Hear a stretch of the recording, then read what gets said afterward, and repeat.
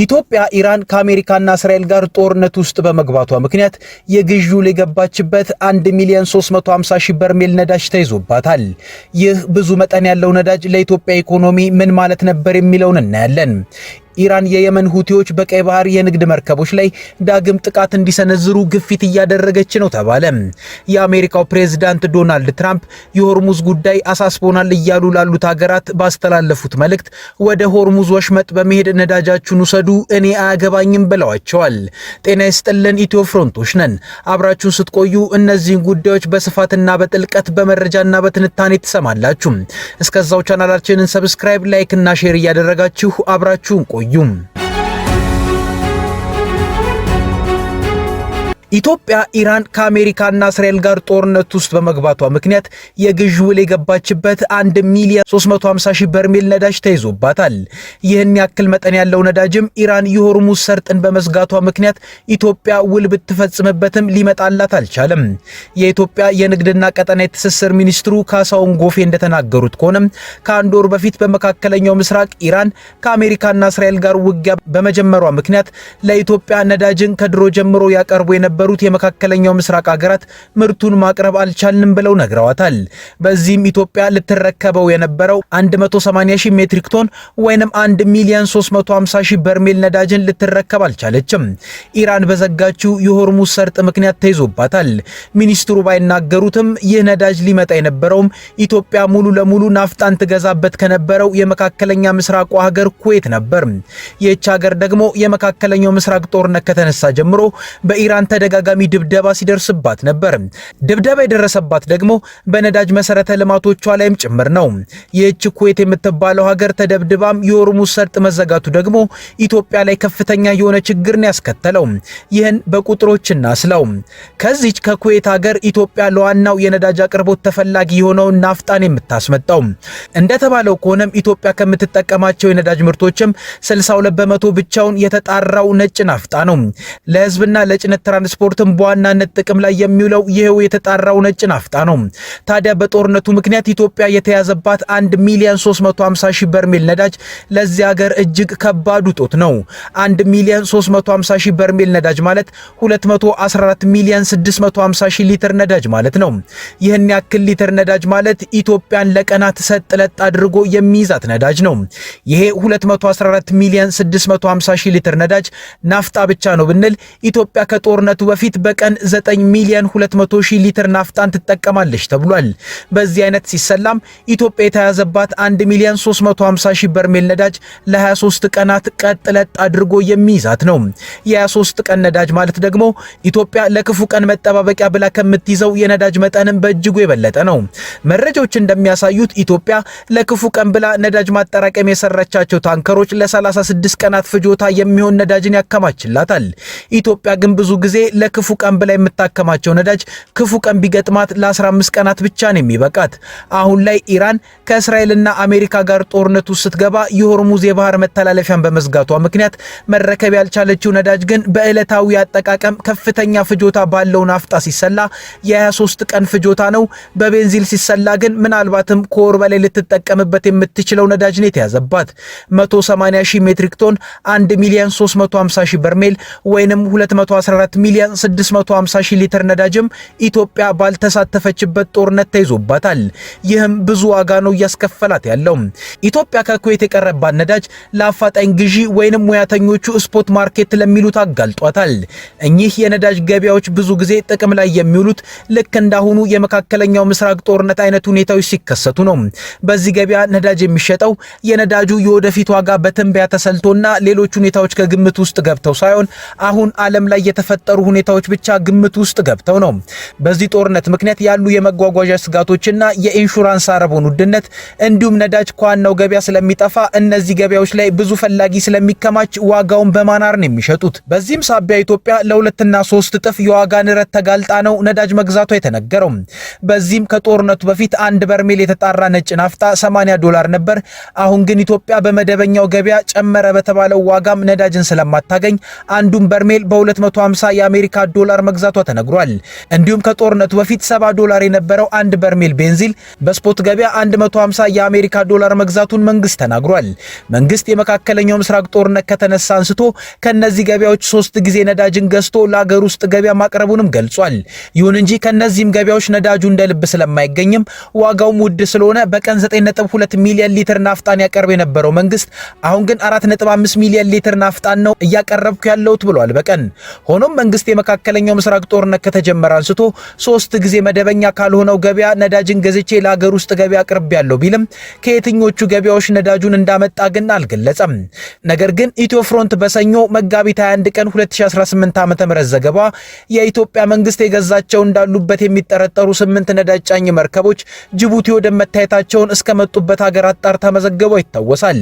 ከነዚህ ውስጥ ብሬቭ የተባለ የነዳጅና ኬሚካል ምርቶች አጓጓዥ ኩባንያ በባለቤትነት የያዛት መርከብ የላይቤሪያ ባንዲራን እያውለበለበች ከማሌዥያ ማይፒኬጂ የወደብ ከተማ ተነስታ ጅቡቲ ወደብ መግባቷን ይህች ነዳጅ የጫነች መርከብ ጅቡቲ ወደብ የደረሰችውም ሰኞ መጋቢት 21 ቀን 2018 ዓ.ም እንደሆነ እንዲሁም በሌላ በኩል የማልታ ባንዲራን ያውለበለበች ሴሬኖ የተባለ የመርከብ ኩባንያ በባለቤትነት የያዛት ነዳጅ ጫን መርከብም ከቀናት በፊት ከሳውዲ አረቢያ የነዳጅ ኢንዱስትሪ ከተማ የአምቦ ወደብ ተነስታ ከቀናት በፊት ጅቡቲ ወደብ ላይ መልህቋን መጣሏን፣ ሌላ የማልታ ባንዲራን የሰቀለችና የማርሻል አይስላንድ ባንዲራም ያለባት ሌላ መርከብ በጥቅሉም 8 ነዳጅ ጫኝ መርከቦች ጅቡቲ ወደብ ላይ መድረሳቸውን ኢትዮ ፍሮንት በቀደመው ቀን ዘግባለች።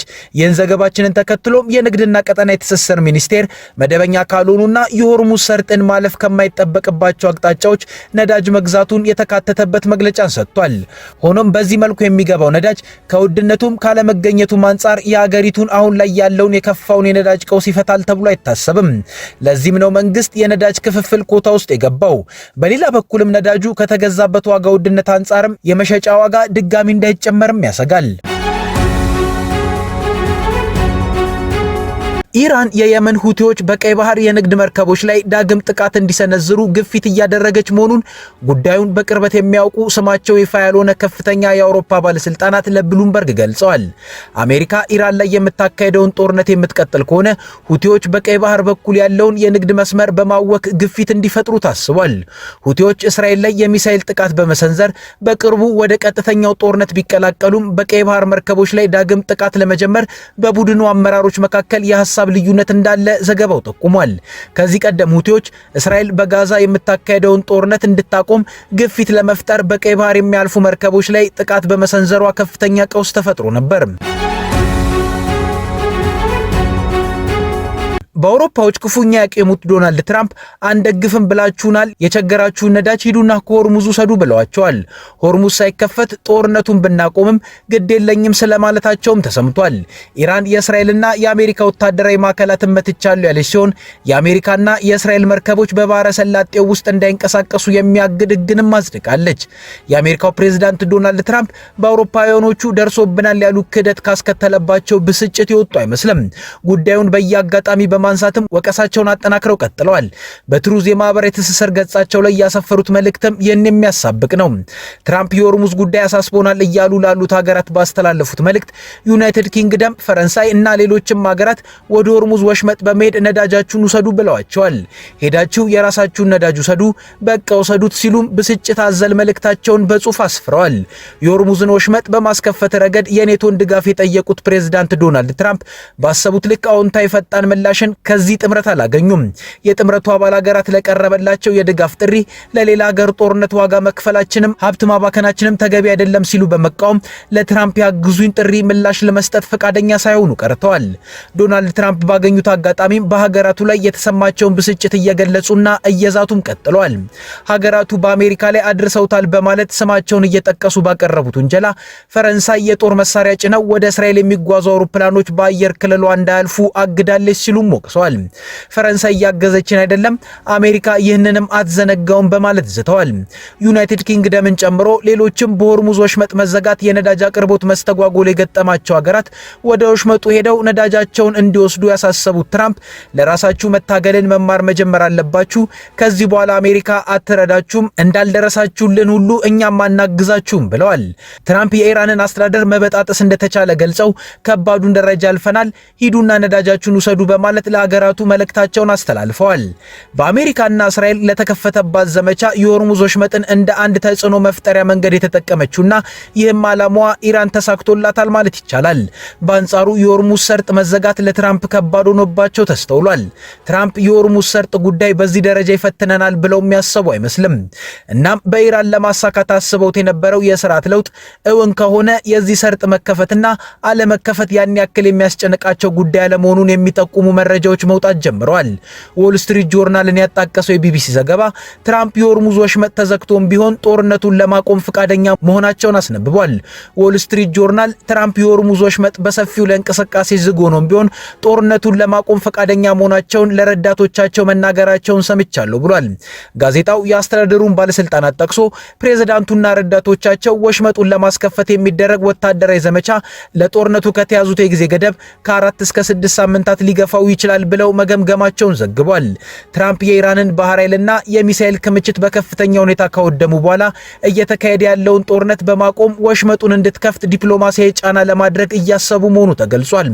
የሆርሙዝ ሰርጥ ነገር ትራምፕን እንደዚህ እያስጨነቀ ባለበት ሰዓትም ታዲያ ከወደ ኢራን በኩል የመተላለፊያውን ነገር ጠበቅ ለማድረግና የኢኮኖሚ ተጠቃሚ የሚያደርጋትን አንድ ህግ ማጽደቋ ተሰምቷል።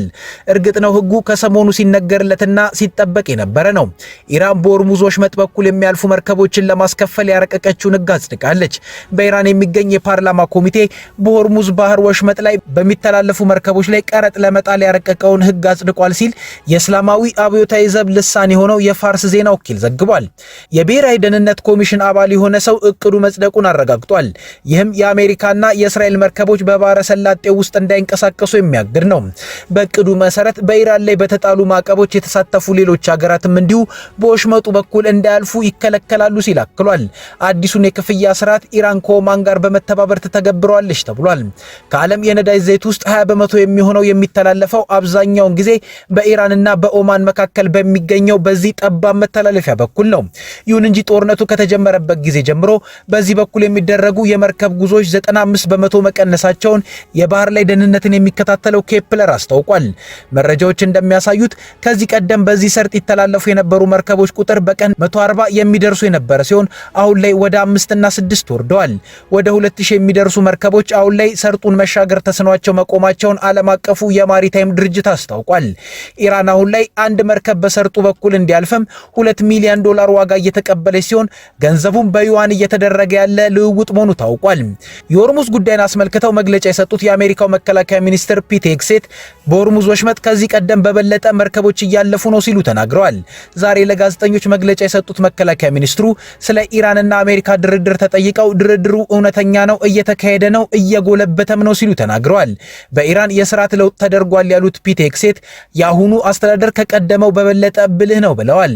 ከፕሬዝዳንት ዶናልድ ትራምፕ ጋር ስምምነት ላይ ካልተደረሰ ግን በኢራን ላይ የሚፈጸመው ጥቃት ተባብሶ እንደሚቀጥልም አስጠንቅቀዋል። በመግለጫው ላይ ማብራሪያ የሰጡት የአሜሪካ ጥምር ኃይል ዋና ኃላፊ ዳንኬን 150 የኢራን መርከቦች መውደማቸውንና በ30 ቀናት ውስጥ 11000 በላይ ኢላማዎች መመታታቸውን ገልጸዋል። ኢላማው ሁሉ እየተሳካለት መሆኑን የሚገልጸው የኢራኑ እስላማዊ አብዮታዊ ዘብ ደግሞ አዲስ በከፈተው ጥቃት በቀጠናው የሚገኙ የእስራኤልና የአሜሪካ ወታደራዊ ሰፈሮችን መምታቱን አስታውቋል። 88 የድሮንና የሚሳኤል ጥቃት በተፈጸመበት አዲሱ ዙር ጥቃት የተለያዩ የእስራኤልና የአሜሪካ ወታደራዊ ሰፈሮች ኢላማ መደረጋቸውንም ገልጿል። በእስራኤል ውስጥ ማዕከላዊ፣ ሰሜናዊና ደቡባዊ ክፍል የሚገኙ ኢላማዎችን መምታቱንም አክሏል። ከኢትዮ ፍሮንት የዛሬ ጉዳዮቻችን እነዚህ ነበሩ። አብራችሁ ስለቆያችሁ እናመሰግናለን። ቻናላችንን ሰብስክራይብ አድርጉልን። መልካም ጊዜ